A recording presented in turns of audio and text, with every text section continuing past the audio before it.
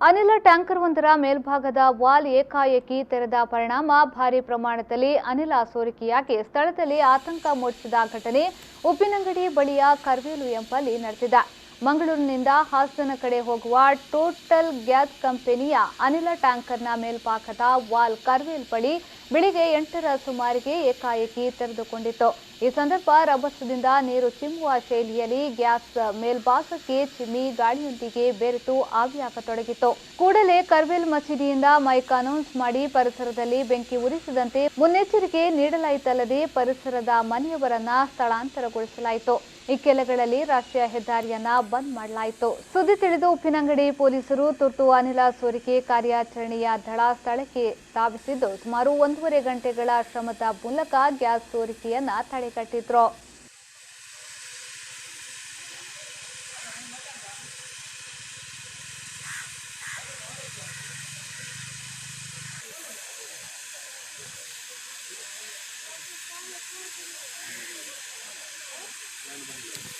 only